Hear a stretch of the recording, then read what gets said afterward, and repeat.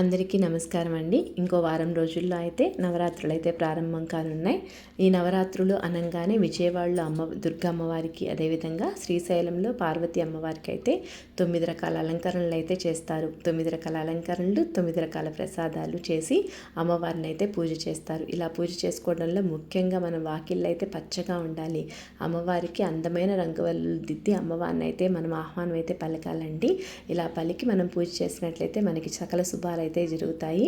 అమ్మవార్లు మొదటిగా శ్రీశైలంలో పార్వతి అమ్మవారికి మొదటి రోజు శైలపుత్రి అవతారం అయితే వేస్తారండి. ఆ అవతారం గురించిన ముఖ్యమైన విశేషాలు అయితే మనం ఇప్పుడు తెలుసుకుందాము.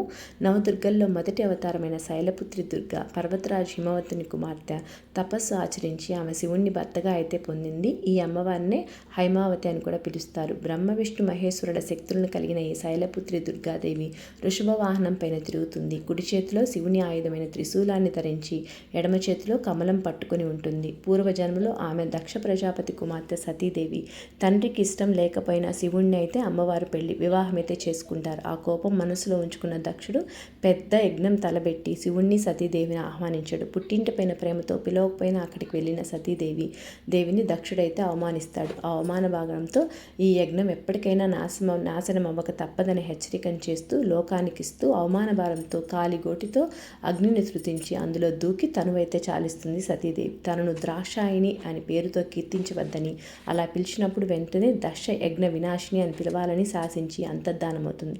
ఆ తర్వాత తిరిగి శివుణ్ణి వివాహం చేసుకునేందుకు మేనక హిమవంతులకు ఇచ్చిన మాట ప్రకారం వారికి కుమార్తెగా పార్వతిగా జన్మించింది అమ్మవారు. ఈమెనే హైమావతి, శైలజ, శైలపుత్రి అని కూడా పిలుస్తారు. ఈ అమ్మవారు శైలపుత్రి సతీదేవిగా ఆత్మత్యాగం చేసిన తర్వాత హిమవంతుని కుమార్తెగా జన్మించింది.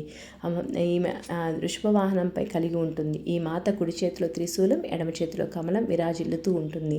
తలపైన చంద్రవంక ధరించి ఉంటుంది. ఈమెకు వృషారూఢ, పార్వతి, హైమవతి అనే పేర్లు కూడా ఉన్నాయి. ఈ అమ్మవారిని పూజించడం వల్ల మోక్ష సామ్రాజ్య సిద్ధి పొందవచ్చు. అష్టదరిద్రం పోగొడుతుంది ఈ అమ్మవారు. సకల శక్తి సామర్థ్యాలను యశస్సునైతే అందిస్తుంది అమ్మవారు. ఈ అమ్మవారిని బంగారం, ఎరుపు రంగు చీరతో అయితే అలంకరణలో పూజిస్తారు.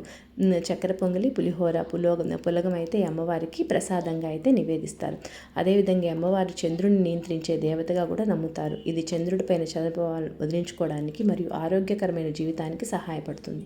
ఈ అమ్మవారిని పూజించడం వల్ల మనకి సకల శుభాలైతే జరుగుతాయి. అదేవిధంగా ఈ అమ్మవారిని నమ్మి కొలిచినట్లయితే అమ్మవారు మన చెయ్యి వేడకుండా ఎప్పటికీ మనతో ఉంటారు.